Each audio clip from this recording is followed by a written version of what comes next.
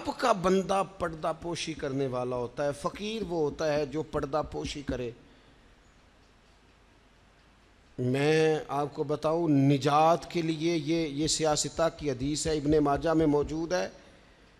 ये निजात के लिए इतना बड़ा सरमाया है और आसान नुस्खा है कि उखरवी तौर पर कामयाबी, यानी गुनाह और गलतियों के बावजूद अल्लाह दारगुजर कर दे, कामयाबी हो जाए।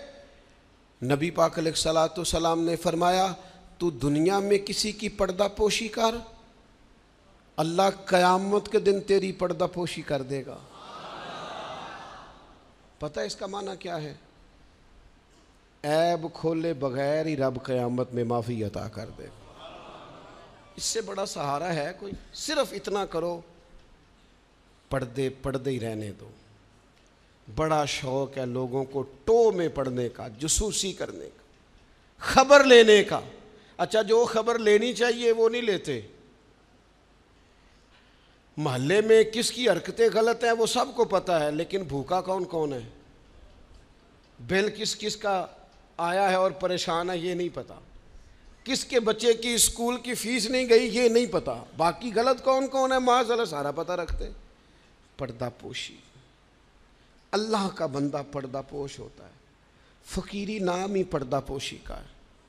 तेरे पास लाखों के राज हों लेकिन तूने सीने में छुपाए हुए हैं। फ़कीर अपने कफन में बड़े राज छुपा के दुनिया से चले जाते हैं, वो राज खोला।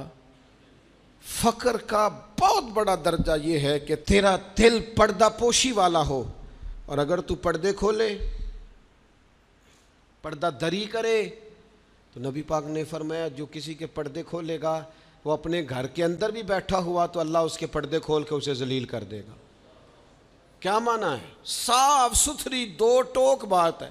जिसका जलील होने का दिल हो कि मेरे पर्दे खुल जाए, वो दूसरों के खोल दे, खुद ब खुद तेरे खुल जाएंगे। लेकिन दूसरों के बच्चों की बातें चस्के ले ले के करना और फिर कहना मेरे बच्चे बदनाम ना हो, दूसरों के घर की बातें मुंह खोल खोल के करना और फिर ख्याल करना कि तेरे बच्चों की कोई बात नहीं करेगा। ओ भाई, अगर चाहता है तेरे पर्दे कायम रहें तो फिर तू भी पर्दे कायम रख। नबी करीम सल्लल्लाहु ताला अलैहि वसल्लम ने एक बात इरशाद फरमाई है, मुस्लिम शरीफ में है। अक्सर मैं कहता हूँ बाज़ बातों पर वजद हो जाता है, ये वजद वाली बात है। हुज़ूर अलैहिस्सलातु वस्सलाम फरमाते हैं अल्लाह हया वाला है, पर्दा पोशी वाला है। अल्लाह हया और पर्दा पोशी को पसंद फरमाता है। अल्लाह हया वाला है, पर्दे डालने वाला है। हया और पर्दा पोशी को अल्लाह, जो रब का पसंदीदा बनना चाहे, एक तो हया करे और दूसरा पर्दे डाले।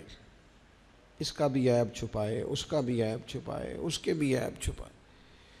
लेकिन यहाँ अगर तो तेरे पास दौलत और ताकत है तो फिर सारे ऐब छुपे हुए हैं, और अगर बंदा माड़ा है, गरीब है, तो फिर खोल खोल के मुंह बातें हो रही हैं। मेरी गुर्बत ने किया मुझको ज़माने में बदनाम, तेरी दौलत ने तेरे ऐब छुपा रखे। अपनी तबीयत को पढ़। अल्लाह का बंदा कंजुल माल में मौजूद है। हज़रत उमर रदी अल्लाह ताला अन्हु बैठे थे। ये ज़रा देखिए ये हुजूर की तरबियत याफ्ता जमात कैसी थी।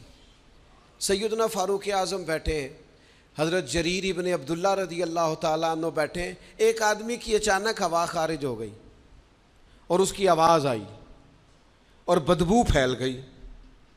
अब ये चीज़ें बाज़-औक़ात इंसानी तबीयत के कंट्रोल में नहीं होती। हमारे यहाँ लोग मजाक उड़ाते हैं, फबतियाँ कसते हैं, तानाज़नी करते हैं। हवा खारिज हुई, आवाज़ भी आई और बदबू भी फैली।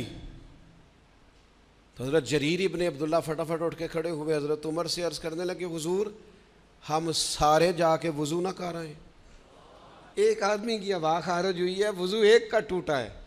हज़रत जरीर फटाफट उठ गए कि कहीं किसी एक की तरफ लोगों का इशारा ना हो जाए, वो बंदा शर्मिंदा होगा, पर्दा खुलेगा। ये तरबियत है रसूलुल्लाह के सहाबा की। उठ के खड़े होकर अर्ज की हुजूर अमीरुल मोमिनीन, चूंकि आप इस वक्त हमारे इजाजत दें सारे वुजू ना कर आए। तो वो भी तो हजरत उमर थे ना। फरमाने लगे तू इस्लाम कबूल करने से पहले भी सरदार था कबीले का जरीर, तू आज भी सरदार ही है। तेरी बातें सरदारों वाली हैं, तेरी बातें जरा बड़ी बड़ी हैं, तेरा दिल जरा बड़ा है। तूने जो बात की है वो बड़े लोग किया करते हैं, पर्दा पोशी बड़े लोग करते हैं, किसी को शर्मिंदगी से बड़े लोग बचाते हैं। किसी शख्स का गर्दन ना झुके, ये बड़े लोगों का काम है, बड़े लोगों का। वो गर्दनें झुका के राजी नहीं होते, वो किसी को इज्जत दे के राजी होते। तू बड़ा आदमी है, लिहाजा तूने बड़ी बात ही कर दी है।